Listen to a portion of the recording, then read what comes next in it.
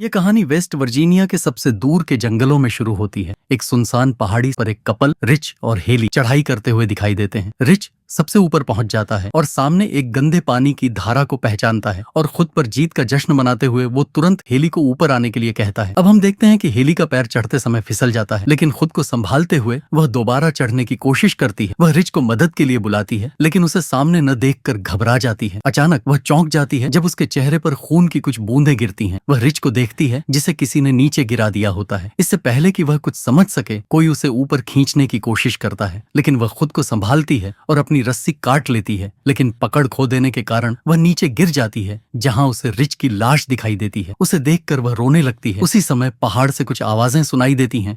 उन्हें सुनकर वह अपनी जान बचाने के लिए कार की ओर भागती है, लेकिन उसका पैर कांटेदार तार में फंस जाता है और वह गिर जाती है और वह हत्यारा उसे घसीटते हुए अपने साथ ले जाता है। अब हम एक कार को इस क्षेत्र से गुजरते हुए देखते हैं, जहां हम क्रिस को देखते हैं जो इंटरव्यू के लिए एक दूसरे शहर जा रहा है। सफर के दौरान वह ट्रैफिक जाम में फंस जाता है और जब आगे ट्रैफिक नहीं बढ़ता तो उसे लगता है कि वह लेट हो जाएगा। वह कार से उतरकर सामने खड़े ट्रक की ओर बढ़ता है, जहां वह ट्रक ड्राइवर से ट्रैफिक जाम का कारण पूछता है। ड्राइवर उसे बताता है कि 5 मील की दूरी पर एक केमिकल ट्रक पलट गया है, तो उन्हें कई घंटे वहीं बिताने पड़ेंगे। यह सुनकर वह तेजी से अपनी कार की ओर लौटता है और चिंतित हो जाता है। ट्रैफिक में फंसा हुआ वह अपनी कार मोड़कर वापस जाता है और कंपनी को देर होने की जानकारी देने की कोशिश करता है, लेकिन पहाड़ी क्षेत्र के कारण फोन डिस्कनेक्ट हो जाता है। फोन की तलाश में वह एक गैस स्टेशन का साइन देखता है और वहीं कार ले जाता है। रास्ते में वह एक के बाद एक बिना मालिक की गाड़ियां देखता है और उनके पास से गुजरते हुए वह एक गैस स्टेशन पर पहुंचता है, जहां उसे एक बीमार दिखने वाला गैस स्टेशन का मालिक से उतरकर कंपनी में बात करने की कोशिश करता है,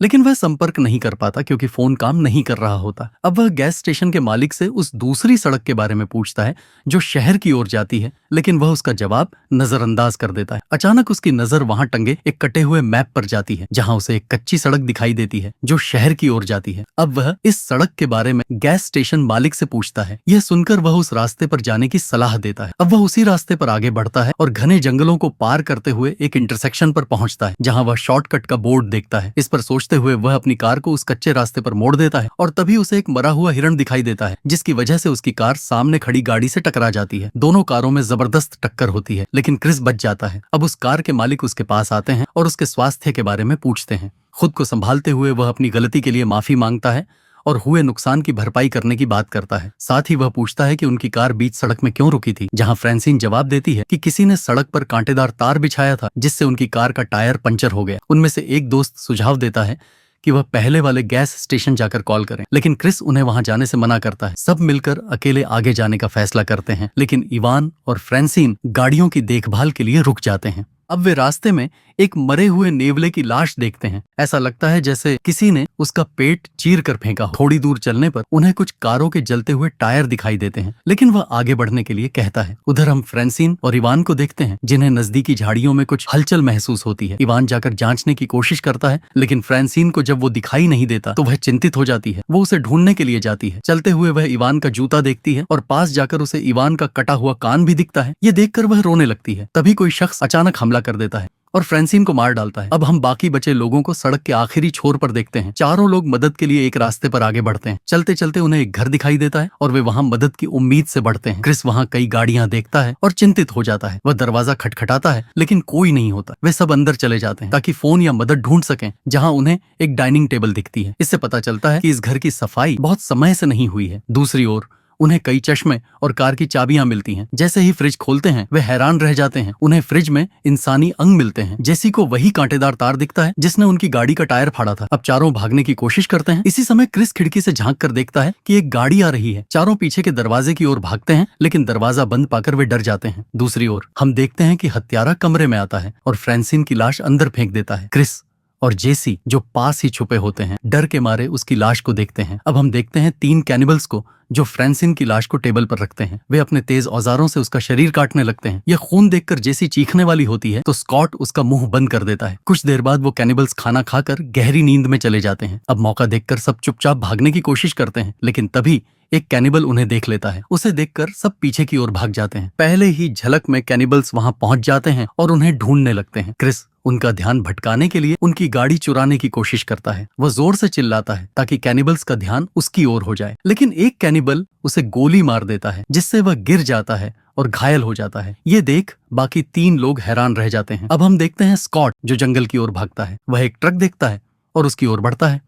इसी समय एक तीर उसे आकर लग जाता है। बाकी तीनों अपनी जान बचाकर वहां से भाग जाते हैं। कुछ दूरी पर उनका ट्रक कीचड़ में फंसा होता है और उन्हें ट्रक वहीं छोड़ना पड़ता है। तीनों जंगल से होते हुए रोड की ओर निकलते हैं। दिन से शाम हो जाती है। अब वो कैनिबल्स तीनों की तलाश में निकल पड़ते हैं। दूसरी ओर तीनों थककर एक जगह आराम करने बैठते हैं। वहां कार्ली उन्हें ऊपर देखने के लिए कहती है। जैसे ही वे ऊपर देखते हैं उन्हें एक वॉच टावर दिखाई देता है जिससे उन्हें उम्मीद की किरण मिलती है। अब हम देखते हैं तीनों टावर पर चढ़ते हैं। जेसी को एक फर्स्ट एड बॉक्स मिलता है जिससे वह क्रिस के जख्मों की पट्टी करती है। कार्ली को एक पुराना रेडियो मिलता है। वह उसे ऑन कर मदद मांगने की कोशिश करती है लेकिन कोई जवाब नहीं मिलता। क्रिस नीचे से कुछ आवाजें सुनता है और देखता है कि 3 कैनिबल्स नीचे से गुजर रहे हैं। अब वे तीनों वॉच टावर पर चढ़ने लगते हैं। ये देख क्रिस एंट्री गेट पर सब सामान रख देता है ताकि उन्हें रोका जा सके। कुछ देर बाद वह देखता है कि वे चले गए हैं।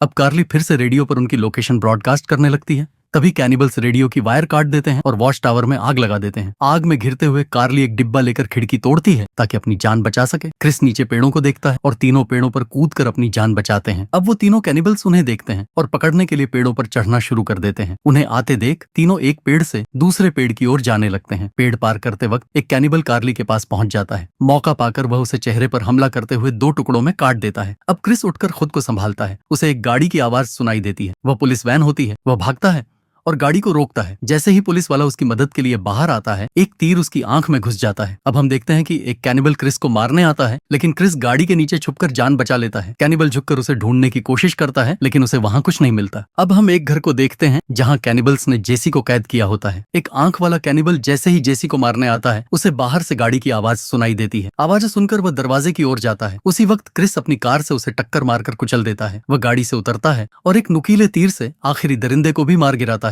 क्रिस जेसी को बांध से आजाद करता है और बचा लेता है। तभी एक और कैनिबल उस पर हमला करता है। अब जेसी एक तीर से उस कैनिबल को मार देती है जबकि क्रिस मरने की हालत में होता है। अब दोनों वहां से निकलते हैं। क्रिस पुलिस की वैन के फ्यूल बॉक्स पर ध्यान केंद्रित करता है और उस पर गंभीर धमाका होता है जिससे पूरा घर जलकर राख हो जाता है। अब हम सड़क को देखते हैं जहां दोनों एक ट्रक से गैस स्टेशन पर पहुंच चुके होते हैं। गैस स्टेशन का मालिक जैसे ही ट्रक को आते देखता है डर के मारे अपना दरवाजा बंद कर लेता है। क्रिस ट्रक से उतरता है, वहां से नक्शा निकालता है और जेसी के साथ वहां से चला जाता है।